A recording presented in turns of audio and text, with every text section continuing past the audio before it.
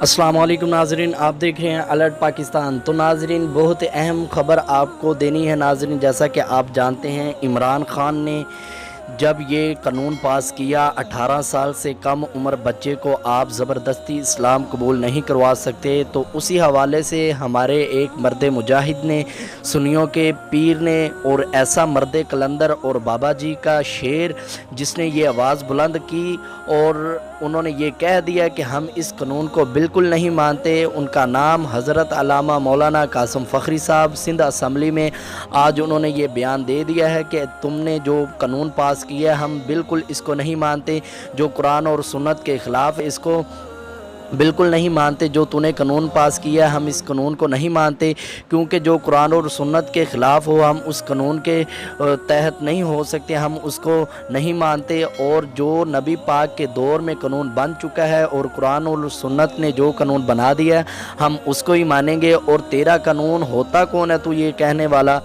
عمران خان، تجھے تو صحیح 6 کلمے نہیں آتے تو یہ قانون نافذ کر رہا ہے، تجھے رحمت للعالمین نہیں بولنا ہے تو قانون نافذ کرے گا ایسے؟ تو ہوتا کون ہے؟ تو امت کا رکھوالا ہے، تو نے تو ساری دنیا کو تباہ کر دیا، ساری امت کو برباد کر دیا، تو نے تو پاکستان کو نقصان اتنا پہنچایا، اور تو ہوتا کون ہے ایسے قانون بنانے والا؟ اگر تجھے اتنا ہی یہ قانون پسند ہے تو یہودیوں کے ملک میں جا، تو ہندوستان میں جا کے اپنے وہاں قانون بنا جہاں پہ تیری مانی نہیں جاتی یا سنی نہیں جاتی، ادھر جا تو دفع ہو، ادھر کیا کر رہا ہے؟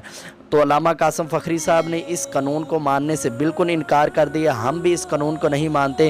اور یہ مسلمانوں کا ملک ہے الحمدللہ، پاکستان ایک پاک ریاست ہے، اس میں قانون وہی چلے گا جو نبی پاک کے دور میں قانون نافذ ہو چکے ہیں، اور قرآن و سنت کے حوالے سے جو قانون بن چکے ہیں اسی قانون کو ہم مانتے ہیں۔